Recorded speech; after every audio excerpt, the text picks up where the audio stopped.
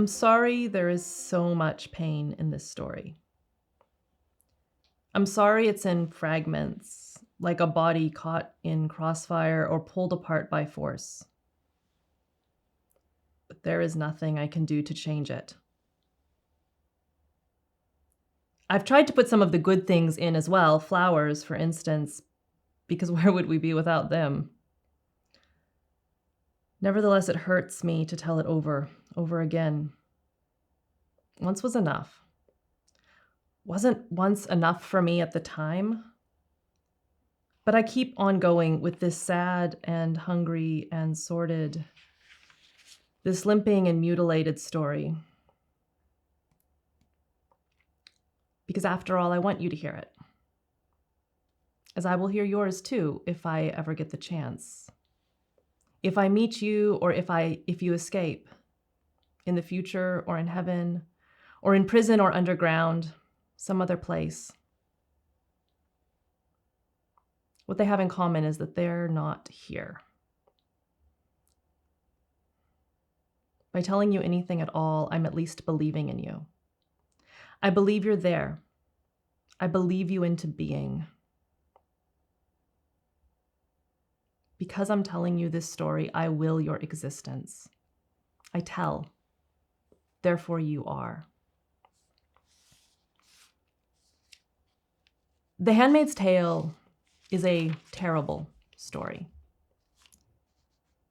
It tells the story of a governmental change that somewhat rapidly changes the status of women within society, such that older and infertile women who aren't particularly powerful are put into service in the colonies. Younger women in their 20s and 30s, if they are fertile, are assigned to powerful men within the society to help repopulate a falling birth rate in a country. As part of this, there is systematic rape through a ceremony that happens monthly. There are invasive medical procedures. There is a constant sense that these women are both absolutely necessary and behind their back. The wives who use them in place of their own wombs call them whores. It's a terrible story. As we read this story, you will be uncomfortable, and you should be. If you're not, there's something wrong with you. Atwood's brilliant and exquisite prose recreate the experience and the horrors of being in an inescapable situation, in a relationship where you can't breathe, where you can't move, where you can't make your own choices about your own body. And she does it with detail that is chilling. Not gory bodily descriptions, no. Psychological detail. She traps you with Offred in the room as she waits, walks to the shops, and waits for the ceremony, for the exam, to find out her fate each month. If you don't find this story horrible, you're either not reading it well, or there is a serious problem with you as a human being. It is a horrible story. But it's a hard story for other reasons for readers, and one of those is that we see ourselves reflected in unflattering ways. It's easy to think that this is a story about women against men, but that's not the case at all. In fact, as we read, we find out that the wives and the aunts are every bit as horrible as the men. They are as complicit and, in fact, as responsible for the suffering of the handmaids as the men in the society. And for men, this can be an incredibly hard story, because where do you stand? Where do you identify in a story about women who are suffering at the hands of men whose bodies are turned into objects for the use of men in various ways? Where do you position yourself? With the commander? With Nick? With Luke in the time before?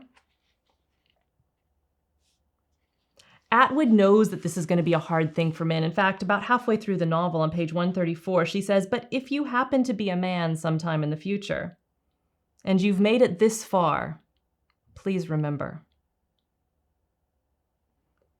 She's calling out her male readers right there. There's a good chance you may not even make it to page 134 because you're not going to know where you stand in this story. And the problem is, all of these characters present such clear archetypes that it's hard not to start identifying with them. The woman with all the answers about exactly where a woman's place should be, the wives and the aunts. The woman who believes she's complicit in her own abuse and her own objectification. The women who brazenly embrace it at Jezebel's, pretending they have a choice because it's the only agency they know.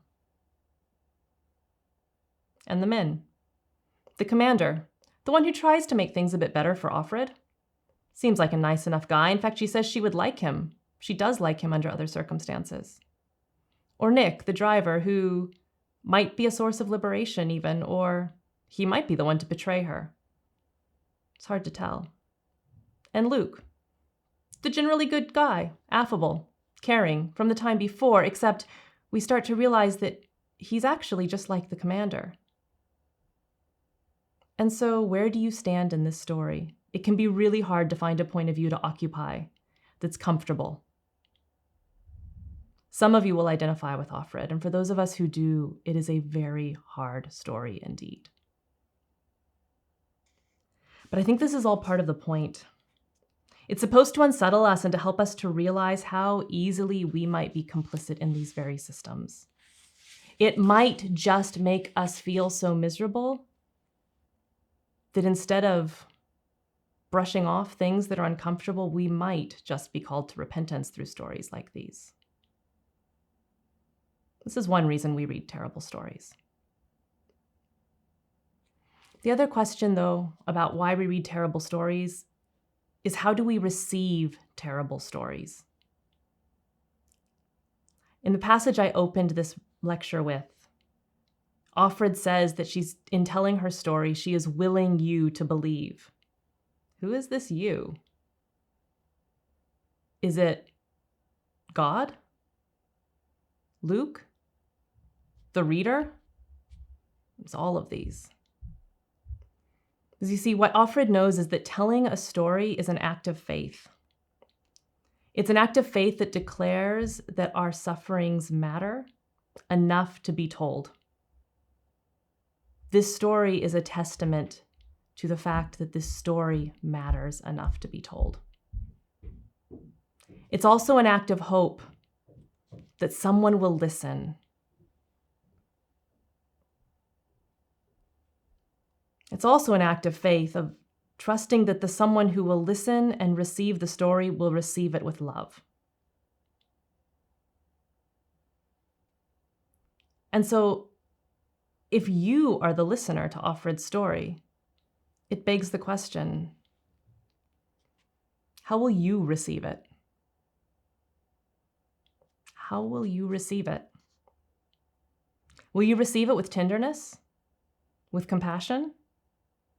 Even with repentance? Will you receive it as the girls do Janine's story at the testimony, when she describes her gang rape at 14 and they in unison say, "Whore, whore, it was her fault, it was her fault.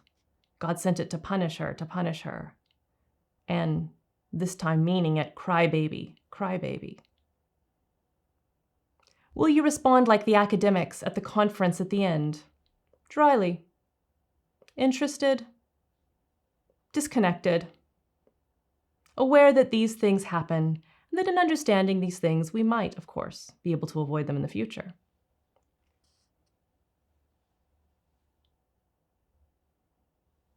What does it mean that this story is being offered to us?